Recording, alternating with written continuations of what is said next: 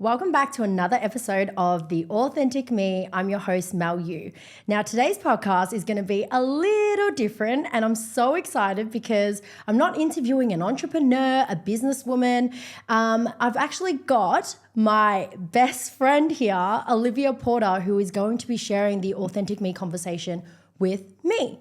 And so I brought Liv on board because I thought, what better way to kind of show both my authenticity than to bring someone else that's so authentic in her nature, but also that knows me so incredibly well, probably better than I know myself. And you guys can get a little bit of an insight into our friendship. So you know her as the drummer's daughter on Instagram. You've seen all of her pretty content on my socials. So you all kind of know her by proxy online. But what better way than to have her here and share this conversation with me? So I hope you guys enjoy it and what are friendships for. So welcome to the show, Liv. Stop it. Thank you. Really what excited an to intro. have you. Yeah, Wow. it's something different that I'm doing, obviously bringing you on. But I thought how cool to kind of get everyone to get an insight about not just me, but also obviously yourself and how our friendship has progressed over the last, like, how long has it been? Like Decade, 10 years. 10, 11 years, I Yeah. reckon. Yeah. So the way that we're going to do this, because I was like, okay, well, do I interview Liv or does she interview me? Or do we just have like a pretty decent friendship conversation over some conversation cards? For those that are just listening on Spotify and stuff, I've actually got a bowl here in studio of some questions that I've pre-prepared. Some are deep, so we'll see how deep we want to go. And some are kind of just lighthearted and fun that will hopefully show people what our personalities are like. What do you think? So I think this is going to be interesting. Okay, awesome. So I'm going to grab the bowl and we're kind of just going to, the way that I feel like I'm going to do it is just pick one question and then I'll ask you and vice versa. Cool. Let's get into this episode. So, oh my God, we're going straight into the Really? Are we already doing it? So the question is, Liv, what makes you shut down? God, we're going heavy on Wow. this. Yeah, I know. What makes me shut down? I suppose not feeling safe. I think, but my version of shut down to other people's, shut down for some might be, all right, I'm just going to not talk to you and whatever. My version of shut down is I just put a wall up and I act like a completely different person and I run 1,000,000 miles an hour and like a high functioning shutdown. Yeah, absolutely. I think we Yeah. both are. And so when you just said, when I feel unsafe, what does safety look like to you? When I'm around, obviously, people that, get me and understand me, like obviously amazing friendships like ours, but I suppose when I'm in environments or in spaces where people might not be as warm to me, I tend to go into like my hypervigilant self and I act like I'm all good and I've got this and I'm a boss bitch or whatever, but really on the inside I'm like, ugh. Yeah. And I think the reason is because I think I relate because we're both like that. I think we're both very high functioning, like, oh, water off a duck's back, it doesn't really matter, nothing can get to us. Goes home and cries about it. And then I'll calls Mel. I'm like, I'm not okay. Exactly. Yeah. But yeah, no, that's really insightful. Yeah, Thank you. No Your worries. turn. Is it my turn? I hope I get a good one. Okay.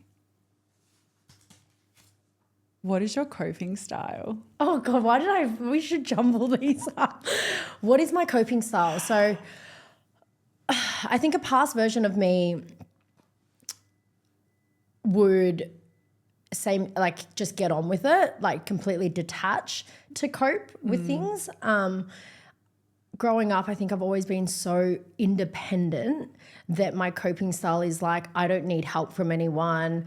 I don't need to lean on anyone, and I've just got this. I can do it all myself. And that behavior can turn out into sort of, in business for me, micromanaging, around friendships, just really taking the lead and dominating and kind of just doing things my way. Yeah. In an effort to cope and to belong, right? And so over the years though, maybe you could have insight into this, but I feel like I've definitely let people in more and not afraid to sort of call and ask for a sounding board, or not pretending to know all the answers. And Yeah. these days I definitely lean on my friendships a lot more to be able to cope through whatever particular thing I'm navigating. It's funny you say it because when you talked about that, I remember when I first met you and like your coping mechanism was obviously taking to social media, posting, Yes. but you know, I'd be in the same room as you and you wouldn't actually be opening up as much to me, but you'd be online. And I remember it like being a friend in the first initial stages and not really knowing you. When that would happen, I would be like, oh, am I like not good enough that she can't come to me and speak to me? Whereas now it's like, we probably talk a lot, like so much. We go like way into it and we're able to come out of it. But yeah, I've definitely seen that evolution of you.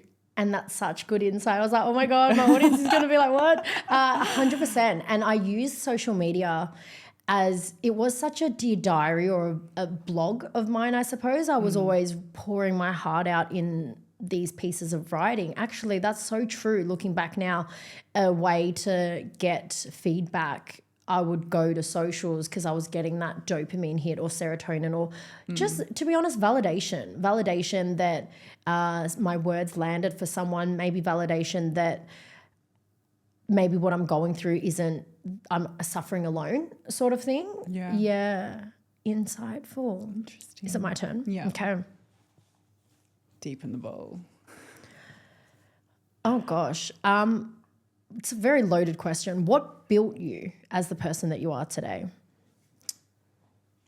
Look, I'd say, I mean, you can probably relate to this. I think we both had a similar upbringing with pretty emotionally unavailable parents. We both had to really fend for ourselves from a really young age. I'd say that would be the foundation for how strong and independent I am today.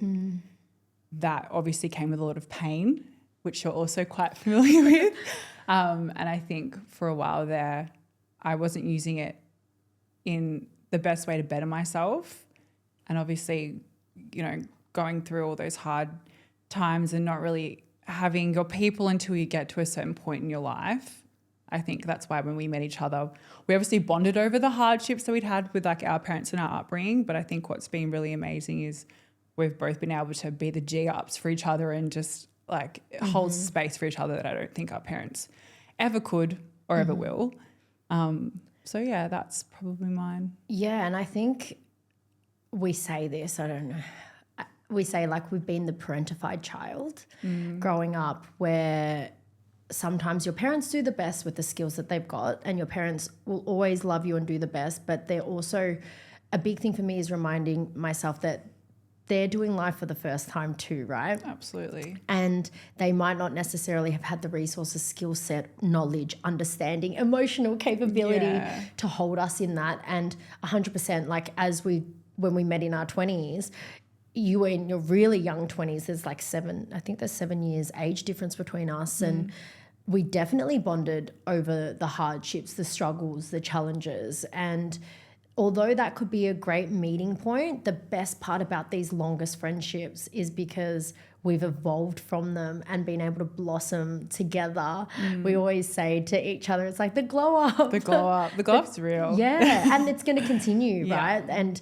And yeah, 100%. They're the foundations that built us, but we're like now building like a skyscraper, which is so exciting. But you can also see how some people use that, you know, bond to also be quite destructive and to take people off the beaten track. And I still have, you know, some friends that are still in that real pain and like hurt vibration. So yeah, it's really, really lucky that I've got you and some really good people around me to. And just on that, we have a choice. I think that's what you've highlighted is every single one of us has a struggle, challenge, hardship, upbringing, whatever it is, some sort of trauma. You won't get out of this life unscathed. Yeah, exactly. Yeah. But you have choice. You have choice on whether you use that chip on your shoulder to better yourself or you choose to self-destruct. How's your chip on the shoulder at the moment? Yeah, because when I first met you, you had a pretty big chip on your shoulder. I had a really big chip on my shoulder. Which chip are we talking about? We love chips. Yum. Mel loves chips. No matter what country we travel to, she is straight in the chip aisle. South America, Singapore, America. Chips. Hit me with the potato chips. Oh my God, that is so good. I absolutely am. Anyone that knows, I love trying new flavors overseas. But I feel like that chips dissipated. I think I started off this entrepreneurship career not feeling good enough. It was very much driven by ego, was like, I can do this. Like, and I think in some ways, for me especially, like when we started the business, you had to have a chip on your shoulder. Otherwise, I'd just be complacent. But over time, the purpose and the meaning behind it has really shifted to something positive. Yeah. Yeah. Beautiful. Is it your turn? I think so. Okay. Oh. What hardened you? Oh, gosh. Oh. I think the real first What hardship. softened you? Why are we going for that question? Yeah, exactly. What part hardened me? Honestly, I think the biggest fork in the road that's shared publicly, and even from I Met You After, was Gus's suicide. It was the first thing that really showed me that life is just not what we think it will be. In your early 20s, when you have this view that we're just getting started, life is so amazing, everything's flourishing, and losing a love like that in that way was something that I had to work through even up until this day. And I think when we met, I was very much in the peak of that grief.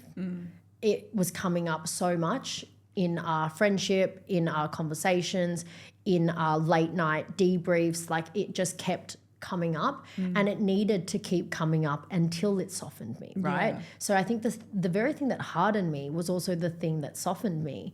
I am a lot more, I believe, kind, empathetic, understanding of others, because I've seen what could happen when that's not done. And I don't think you realise, but when I like I don't even really know about Gus's passing and how he passed until I actually got to know you, and then you gave me the story. But like, as you know, obviously, like when I was 15, I tried to take my own life, and I felt so comfortable around you. I think that's why as well our friendship started to blossom. I'm like, you know, she gets it. She's like an advocate for mental health. Like, I can really just say absolutely everything and anything to you.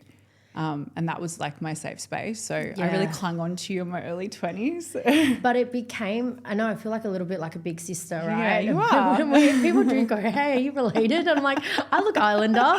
She's Asian. I'm Asian. 100%. And I think, but we were figuring things out together in real time. And that was the beauty of the growth is, safety to, I can't remember the amount of times we cried, you know, on that mattress in Caulfield, and like just all these late night talks, or like would come back from the club or a night out, and it's like we just entered these real deep and meaningful conversations. Chats. Yeah. Could have just stayed home, but we had to go. We had to go out and party and come back. But to be fair, honest. we were working at the clubs. We weren't just partying That's at the true. clubs. We were both in hospitality. We started from bars. Okay. Something light, please. Yeah, no, I didn't realize.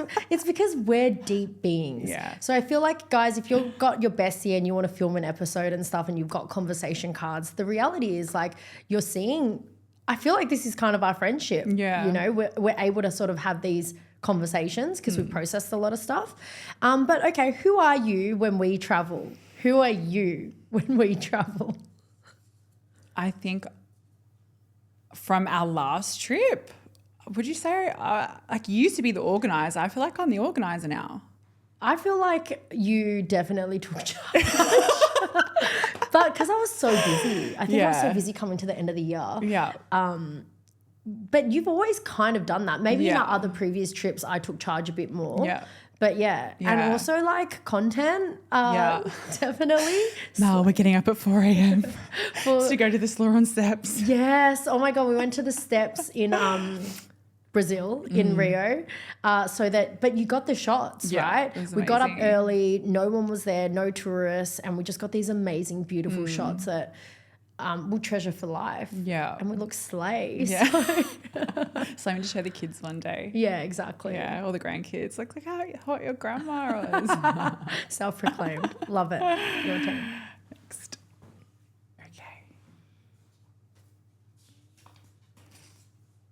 What did you need but never got? Oh, we need to go to, I'm going to shuffle these soon. What did I need but never got?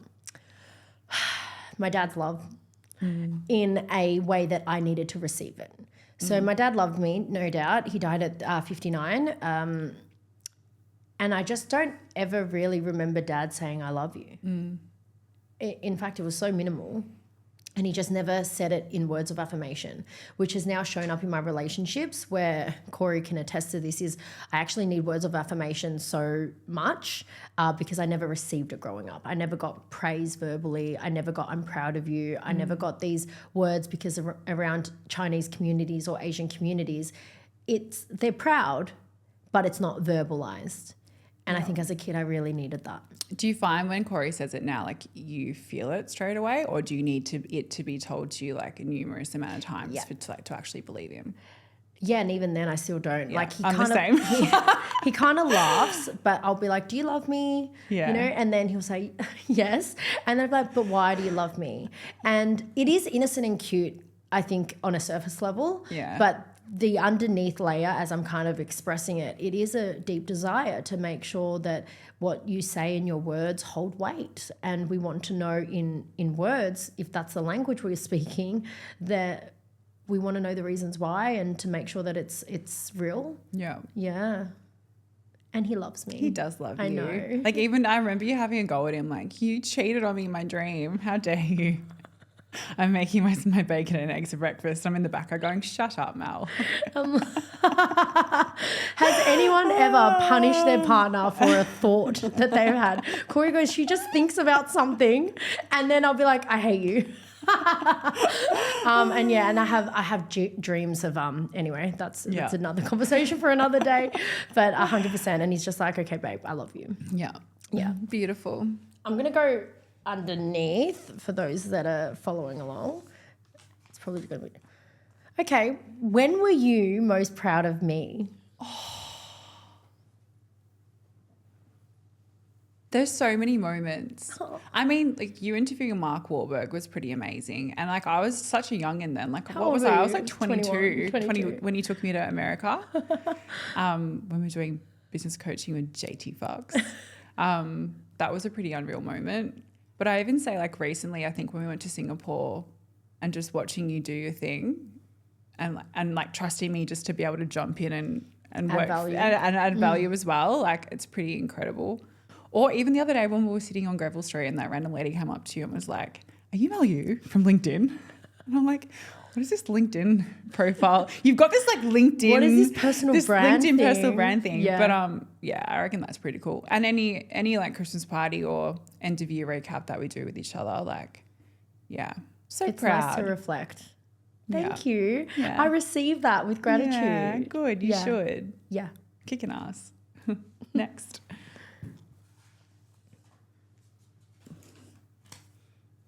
What do we disagree on? Not that much. I don't Probably think gets us into trouble. Yeah. I feel like it's not disagreements. It's like healthy debates or having a friend that's going to keep it to you and tell it real like it is. So I will say something, have an opinion or a thought, and you will go, Mel, like you're overthinking it, you're hyper fixating on this, X, Y, Z. And so it's not so much disagreements, it's just being able to go, that's not true. And holding me to that to allow myself to think of another perspective. And I think that's true friendship. Going, we might not always agree on things and the decisions, but you're going to voice your opinion on something and go, hey, also pull your head in on this. Yeah. And that's something I've really valued as I've gone out and built my personal brand. I say this so much. Outside of you and Charlotte, my other best friend, you guys have always been ones that just I will come to for a real genuine conversation or feedback because you don't care about everything else that comes with the profile. And likewise, like I feel like we're definitely not yes men for each other. Like, you know, you will call me out on my bullshit and I'll call you out on yours. And it's healthy. Yes, because we know it's coming from love. Yeah. I think that's the real thing is underneath the foundation of it is we care deeply for each other and we want each other to do the best that, you know, you can. Yeah, absolutely. Hope you guys are enjoying this new style of format because this is making it easier for me not to come up with all the questions. But what adventure shaped us most? I'd say you starting your business. I think that was the start of our next level of friendship. Obviously, I was 22, and you trusted me to be a project manager in 2IC. What the hell's a project manager? What even is a project manager? But I'd say that was like the start of everything. Yeah. And even now, like I look back and I laugh at like my parents' reaction when I'm like, yeah, I'm off to LA with Mel. She's interviewing Mark Wahlberg. They're like, what? I'm like, yeah, we're going to run a streetwear expo. What?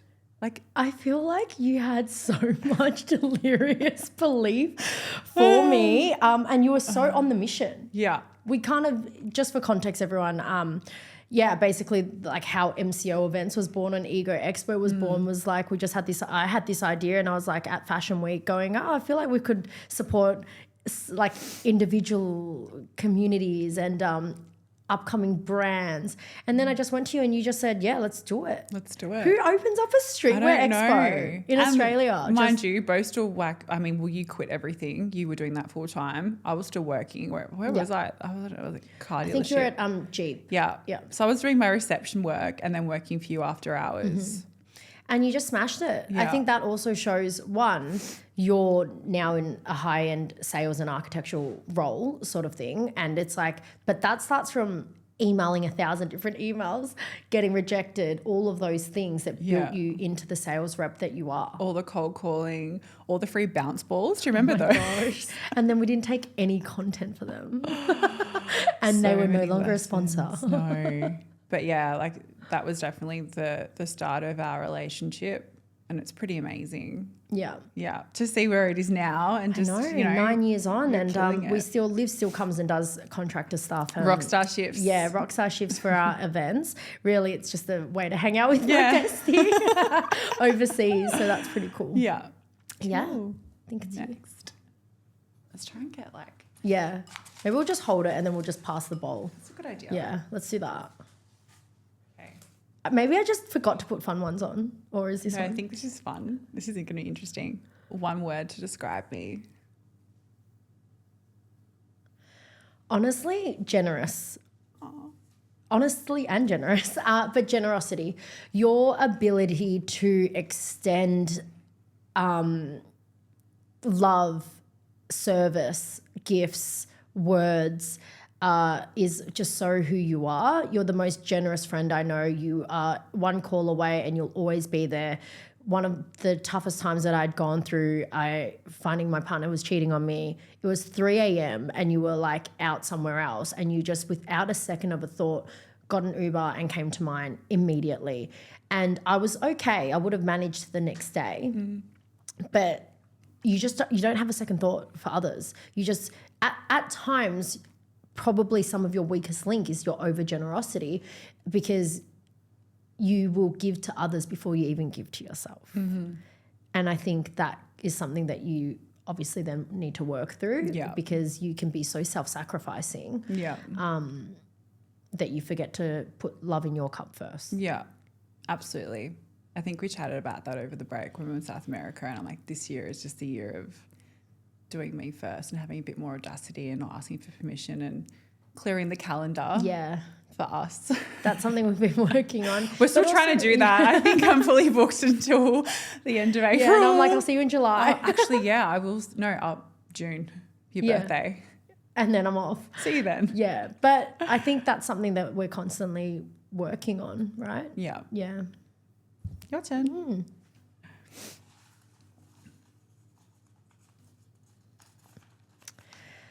What did you learn too early?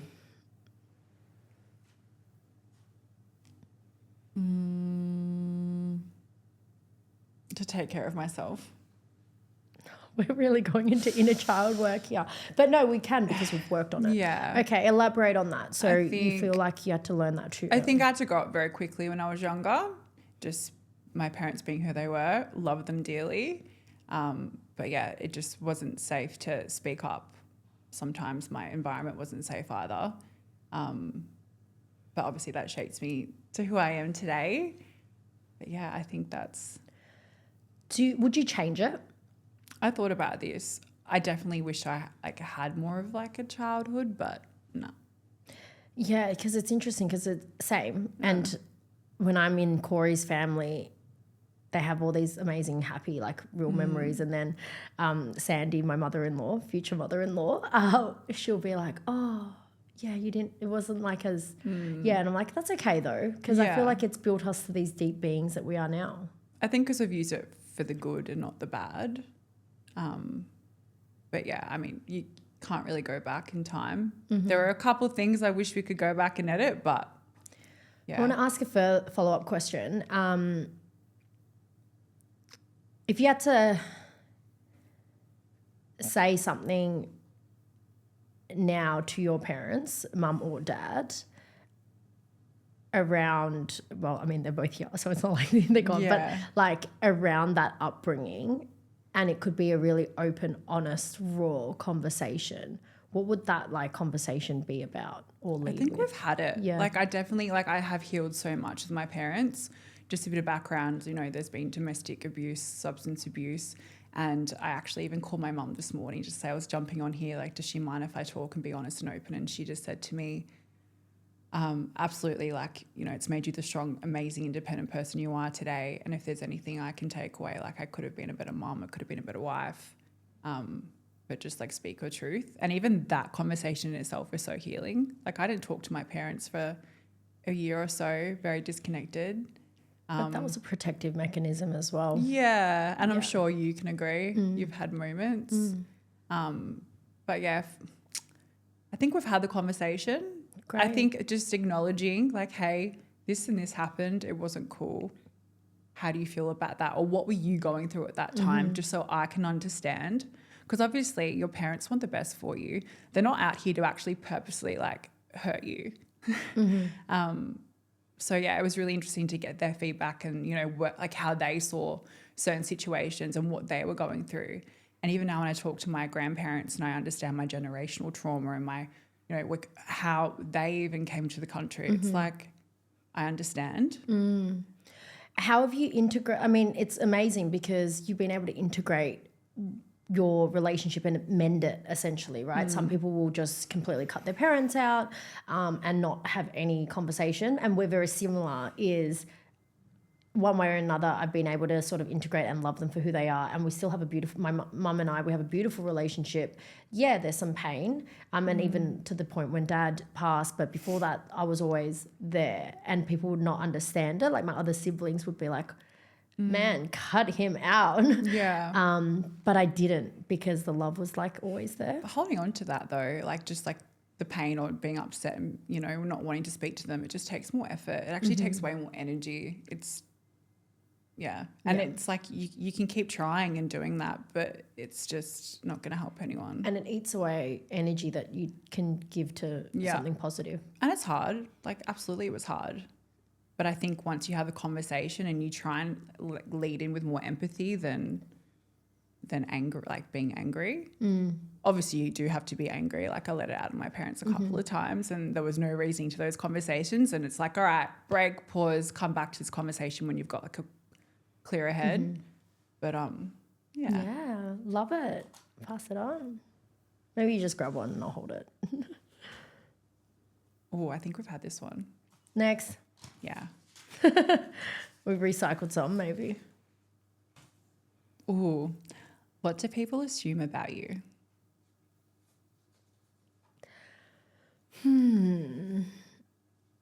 That I don't have any insecurities. I feel like people that meet me now, I get a lot like, oh, you're so confident and you're so convicted in who you are. Do you have any doubts, have any negative thoughts, have any insecurities? And it's like, of course I do. I'm human, just like you. But I've been able to work that understand that my thoughts create my reality. And so although I have insecurities and I'm even just before jumping on and filming this, how insecure was I about my hair? Yeah. Right? Yeah. I changed my hair, up do, down do, was like, oh my God, my hair's flicking. I didn't bring a straightener. There's so many flyaways, blah, blah, blah. And I was so insecure about it. But then I had to ground myself and be like, this message and this piece of like content and conversation is more important than my Far fucking greater hairdo. than that little flick in your hair. Right? Shh, don't tell anyone about the flick in my hair. They're going to notice. Oh my God, you can fully see it if you're in the camera. Ethan, turn it off. Nah. Yeah, exactly. So Yeah. that's mine. We've had similar. I'm just going to start throwing these out.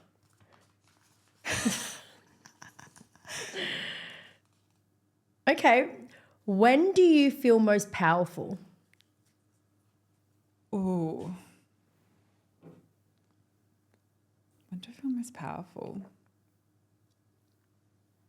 When I'm not doubting myself and not questioning myself. When I'm moving in motion, doing things, getting it done, and just not stopping for a second, just because, I'm in flow and I know I got it. Yeah, I think progress. Yeah. When you're progressing, when you've got traveled plans, when life is full. Yeah. Right? Like we've mentioned a couple of times when we were traveling how we're like as if this is our life.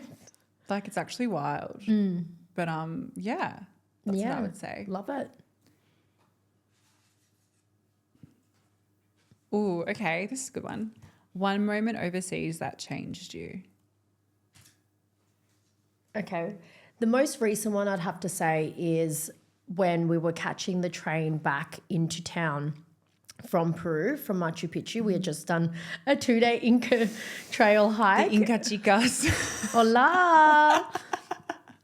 We were so underprepared. So underprepared. We're in like our little booty shorts matching active wear. Everyone else is in like Mozzie Bite, sunscreen proof clothing, long sleeve, long pants, hat, really, really covered, I have to say.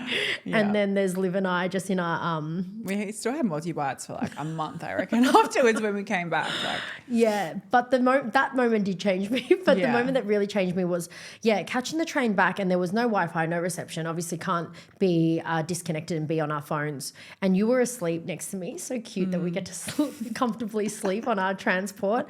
And I was just staring out the mountains and the water, the rivers, and just looking out and really taking stock and reflecting. I remember it because it was such a vivid moment where I got clarity around what I wanted 2026 to look like. And I think when you woke, I was like, I've got clarity. I think this is what I'm going to do with the business. This is where I want to go. I'm just going to focus on this one thing and just do events. Like I'm so good at events instead of, as you guys have kind of seen me navigating, is like I've done coaching, I've done branding, and I'm good at everything.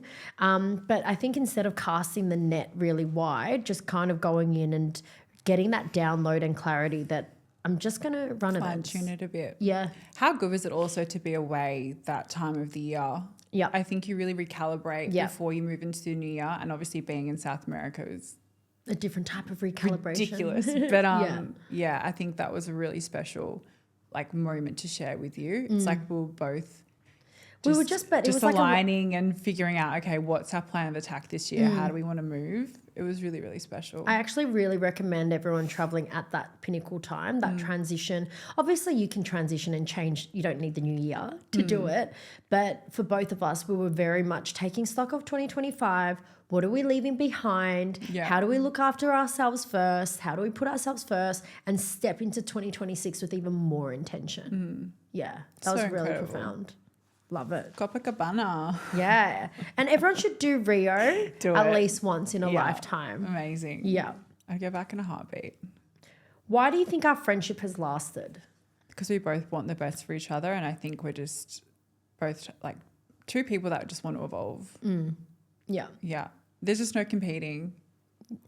And we've evolved and grown, I think, at the same time. So just to add to that, I think some friendships leave you because they're meant for a season, and some friendships leave you because they were only meant to serve like a particular reason or something. And then those lifetime friendships, and you're talking a decade-long friendship, I personally believe is because you're going through the evolution and the seasons and the growth simultaneously. Do you think that is something that you can control, or is that something that the universe or God or what have you conspires to create? No, I think we can control it. I do think that our friendships and our alignment, but good question. I think if it's meant to be, like, and we're meant to grow at the same vibration and the same frequency and the same path, we will. And that comes down to choice. Like, we work on this friendship. Yeah. If we didn't reach out, if we didn't take stock, if we didn't call each other, text each other, the friendship could easily get lost. How many friendships have just kind of fizzled out, not for any other reason other than, we just grew up. Yeah. And so I think it's been an intentional thing between us, and it's been an active choice. We've both had friends from that similar circle that arguably I wouldn't be as close to, and you and vice versa. Yeah. But so why? Why? Because we're working on ourselves at the same time. Yeah. Good answer. What did Singapore teach us? That Don't try durian. No. That don't try durian. Oh my God. Yes. I think there was something special about our trip to Singapore that unlocked that this can be our daily. Yeah. I think that it can kind of, like, we were dressed up to the nines. We had really beautiful restaurants. We were at the top of Marina Bay Sands. Like, we were staying at the Fairmont Hotel or Fullerton Hotel. And I think what that shows us is, considering that both of us have come from not that great socioeconomic statuses. We didn't come from wealth.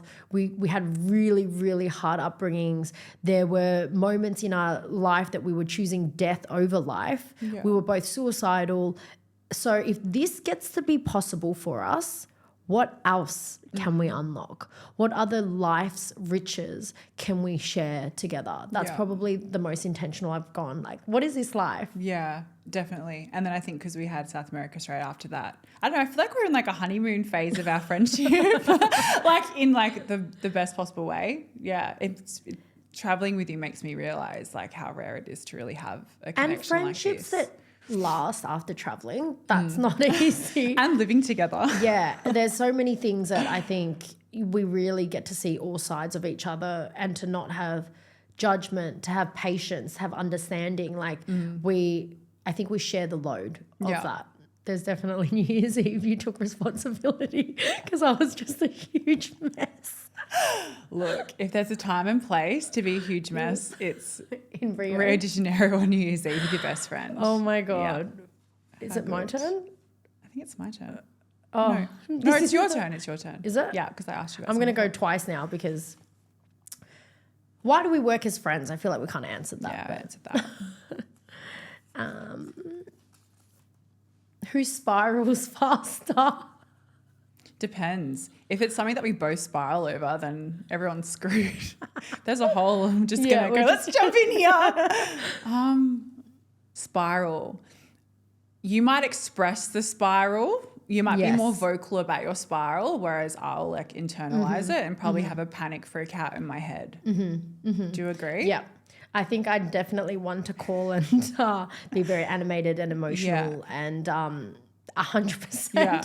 But then you might, your spiraling is internalized until I can kind of almost catch it and go, Liv, you're spiraling. So like you spiral hard first and then I internalize the spiral and then I come out and spiral and then you've internalized. So it's like we're just it works. Yeah. I'm going to go double because I'm selfish. What would our younger selves say about us? Far out. I reckon they'd be pretty happy to know that this is where they're going to end up. I reckon they'll be like, what? Yeah. You started a business. What? What's that book? It's like the quantum leap. It's like you reach a certain point in your life. I mean, I think we saw it over the holiday break when we're like, is this our lives? And you need to, redo the vision board. Yeah. And everything that we've kind of manifested or put out onto has come true. Yeah. Now it's like the next level. And I think that takes so much self-awareness, right? Like so much self-awareness to be able to acknowledge where you once were to where you're at and then to where you want to go. And I think in those seasons we're we're very good at being grounded by that gratitude. I think we're both very grateful people. We're always absolutely. looking things and going, oh my God, we're so grateful. Yeah. And that's why when things keep happening and our lives have, let's say in the last 9 to 10 years, when we say the glow up, they have incrementally gotten way better. Yeah. We're freaking filming a podcast No. in a studio. Like, yeah. I mean, you're about to be in New York. I'm about to be in Milan. We'll FaceTime. And like Yes. both doing our own things separately, but still feel like we're together. Yeah. Like it's pretty cool. Sweet, sweetie. Sweetie. Oh, okay. What did South America expose? There's some things that need to be kept in South America. I don't know if this, What did they expose, Mel? Nah, just joking, guys. We're pretty vulnerable. I need some water. But what did it expose? Nothing really. I don't think if we had anything big that was we expose ourselves every 5 seconds Yeah, with each other. exactly. Nothing really is hidden. Maybe it exposed just more of a hunger for like a certain area of our lives that we both want to tap into. Yeah, as in your love life. Yes. Did you love the way that I just you weaved just that segued in? that in. Yeah, I suppose like that. But you really set an intention, just so everyone knows Liv is. Well, I don't know if she's on the market or not, but at least we can talk about your long stint of singleness. Singledom. Singledom. You haven't had a relation. You Avoidance. haven't had a partner. You haven't had No. a relationship for as long as I've known you. Yeah. It's been like 9-10 years. They've just been good situationships, haven't Yeah, they? and never like a long-term relationship. And then South America, we set the intention of, no, we're calling in someone that is going to stay, that's going to do the work, that you're going to do the work with. And remember when I said, prepare, Liv, you're living this beautiful life that's Pilates, yoga, gym, boxing. Oh my God, I'm so fit and skinny and hot.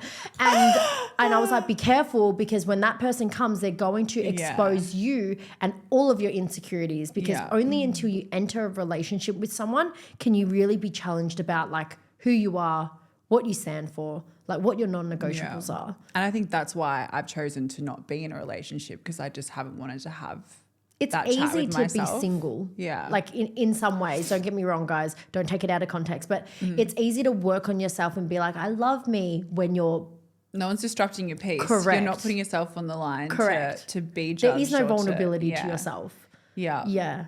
Yeah. So Yeah. play along, guys, and we'll see how that unfolds. I love it. I reckon we'll do a couple more, and then I'll come home with a home run. What is our unspoken rule?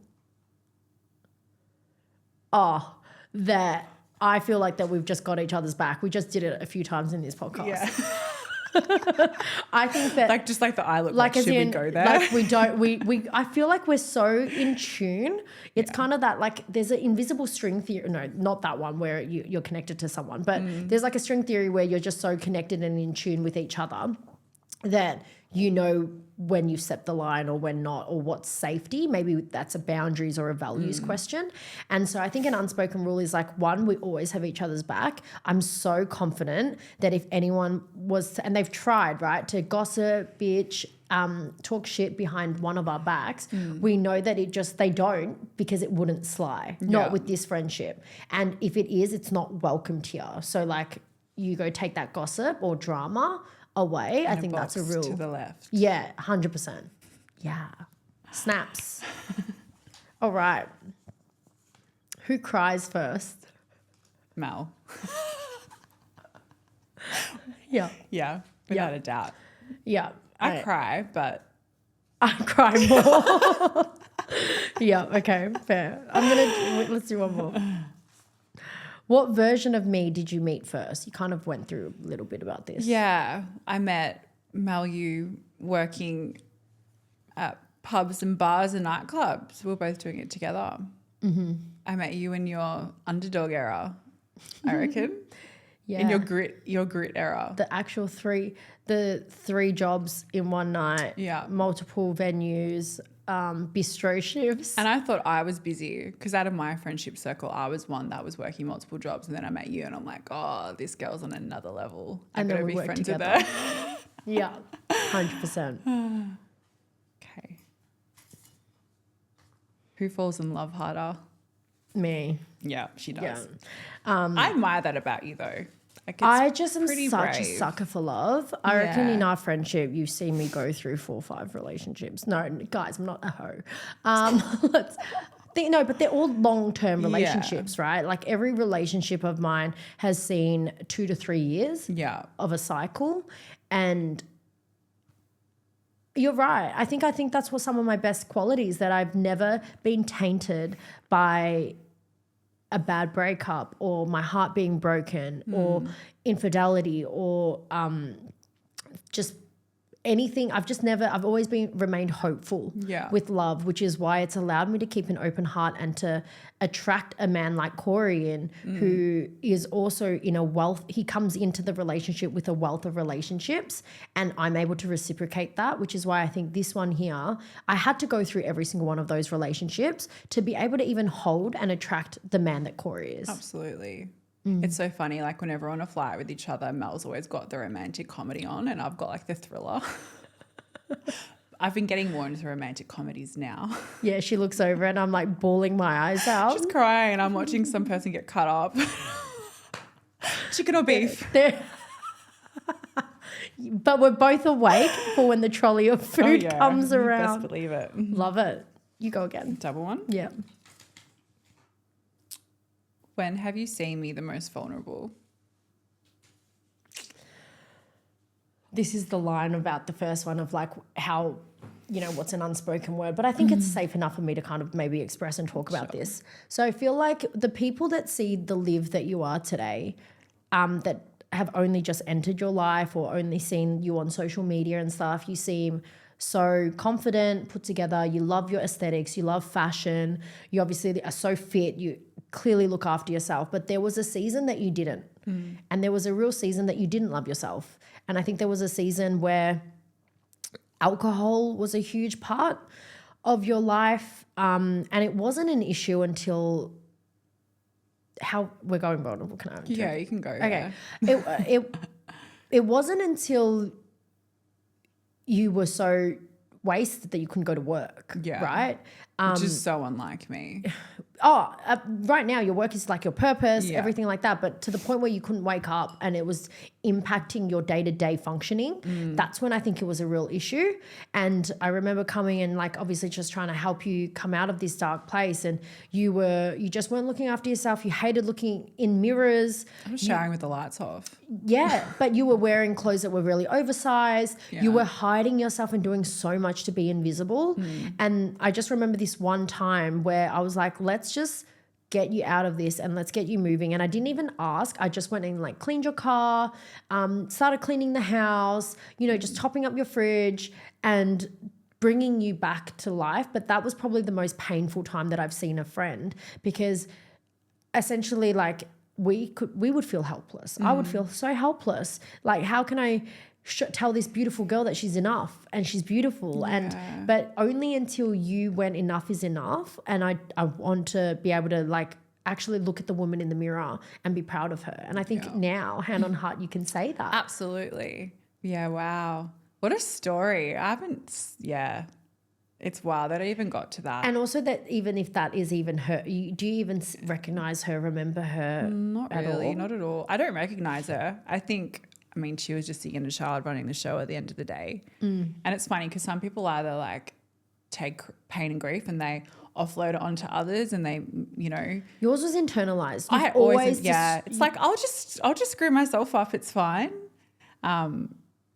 But yeah, those moments, especially now when I have such a great work ethic and I can invest so much in myself, like my physical, emotional, spiritual health, everything, looking back and just seeing how far I've come, like I'm so proud. And that moment when you came and you cleaned my car and you filled up my fridge with food, like hand on my heart, that's probably one of the most sweetest, most like real, like big milestones I think of our friendship, like that memory of you doing that for me. Yeah. Because I'll be like, I'm fine. But just I need someone sometimes to just cut through the gates and just go, you're not fine. And also like exactly, I think that moment I didn't give a fuck what you wanted. Yeah. I had to give you what you needed. Yeah. And that was like that was a real part of our friendship, and you've done, you know, the same for me. Like if I was to just, we don't even need the bowl for this one, but it's like, what was the most vulnerable that you've seen me, right? Like what we've both had that for each other. Yeah. Yeah, absolutely. So special. Yeah. Double? Yeah. Or do you want to go? We'll have one each, guys. And Okay. thank you so much for tuning in and listening to us. This has been so enjoyable. fun. I actually really love it. We could talk for ages. know. Though. I put so many questions in the bowl, guys, but Are we running towards something or are we running away from something? we're running towards. Yeah. I think there might have been a time and a version of us where we were running away when we talk about pain and grief. We almost were seeking avoidance of pain. But now I feel like our energy is very much like, let's run towards this big, amazing life that we're co-creating together and designing together. And we get to, the best part is we get to do it and bring each other into each other's worlds. Like you just know that whenever I've got a big win or something, it's like, all right, we're doing it. Let's celebrate together. And it goes back to why our friendship lasts, is because we genuinely just give such a fucking damn about each other, our well-being, and to like watch each other succeed and not, you know, some friends, well, you hear it, it's like they want you to succeed but not better than them. Yeah. Or like there's cattiness or like something where it's like hidden jealousy or anything like that. Like we just don't really have that at all. I know, look, I honestly don't think I've experienced that with any of my friends, but yeah, I know some people do feel that. We just are, we're around successful, incredible girls. Yeah, amazing girls. I've got a question for you. What if you could go back in time to when you first started business, probably like, you know, MCO events days, what's one piece of advice you'd give yourself?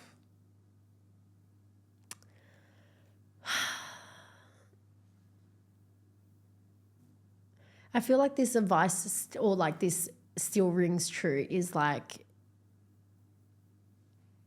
it will happen. I don't know, like this weird thing where it's like not worry so much about it not happening or not achieving or not, it won't work out. Like it's this feeling of like, Mel, it's going to work out. Like if you have a desire in your mind for something and you truly just want it, the universe will yield its way for it to happen to you. And I think that belief system in like what you think, you believe, and it will come, right? Like, and this sheer belief of just this sense of knowing. And I wouldn't stress so much. I feel like early on in my career, there was so much angst on like whether this will be successful, whether this will be like gripping so tightly on things just to make sure that they work. Exactly. And I was so fixated on the identity of things having to work.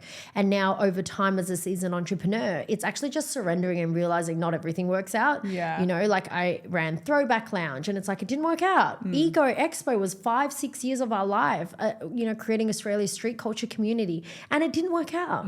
But over time in the macro of life, I think it'll all work out. Absolutely. Yeah. Yeah. Love it. I'm going to finish off with one more, and then I'm very conscious of our time in the studio. I think it's so all done. I love it. But let me just do one more question. Oh my God, we actually went through like all of them. There's oh my only God. like one okay. left. Maybe we went through it all. I think we did them all. Well, you started putting them back in the bowl. Oh there's my just- God, we actually went we through actually all of the did. questions, guys. Okay. I'm going to finish off with one. Well, a couple. One of them is, what does healing look like for you now? So you just mentioned that in this conversation, we've obviously gone through like tough upbringing, tough childhood, getting to know ourselves, vulnerability. What does healing, the healed version of Liv look like? Or I think right now she's moving into more of a be softer era. I think it was also hard and fast and, you know, you like the underdog survival like drive to get me where I am. It's like, all right, we're here now. I think it's time to soften and open up. Yeah. And let things in, relinquish a bit of control. Ooh. Oh, I love Yeah. that. I love that. I think the soft girl era is here for both of us as well, like really Yeah. stepping into our divine feminine and also being okay to be looked after or being, that's something really strong in me, like having to, I'm such an alpha female. Yeah. Then have having to be. yeah, exactly. But then having Corey, who I think is an alpha male, has just really helped the relationship and for me to soften into my feminine and just he takes charge, right? Like everyone that follows me or knows on Instagram, the guy cooks, the guy plans our dates. Do you know? I remember when we were overseas, you lost your Harry Potter like water bottle, and he messaged me. He's like, "Liv, there's a package coming. Can you make sure Mel doesn't see it? It's a new Hogwarts water bottle." I'm like, "Man, you're just This he's guy's the one. Legit. He's the one. Yeah, he's the one. Oh, he makes me so happy. Yeah. Babe, this has been such a good conversation. I'm so thank thankful for our you. friendship. And obviously you always saying yes and jumping on all the crazy adventures with me. I'm really excited that the world gets to see a whole nother version of you and part of you. I don't know if you've ever been this deep. And it's a privilege and it's an honor to be Yeah. able to have this conversation with you, document it and really put a part of us for the world to see. So I appreciate you so much. This podcast is called The Authentic Me, and it's a tradition to ask everyone the same question as we conclude. And so, Olivia, as you know, what does authenticity mean to you? I think being authentic means not always acting on emotion, but how do I word this? I think some people think that authenticity means you've got to be like really loud and outspoken and just go with your gut. But I think real authenticity is actually quite soft, and it's that small confidence. Sorry, that small quietness. Like it's sort of unspoken. You move with purpose versus moving on the impulse. Love it. And I think what you just said there is like that difference between the ego driving it, where that loud, I have to be authentic, and then the quiet self-assurance knowing of whatever that frequency is or vibration. That's like true authenticity. Yeah. Love it. Thank you so much, guys. If you loved this episode and you want more, make sure to tag myself and Drummer's Daughter. Is it just at Drummer's Daughter? Is there an underscore or something? It might be. Anyway, I'll put it in the show notes, but tag us, let us know you're listening, and also write in the comments what was one of the key takeaways or one of the key questions that really landed for you. Until next time, my name is Mel Yu, and I'll see you at the next one.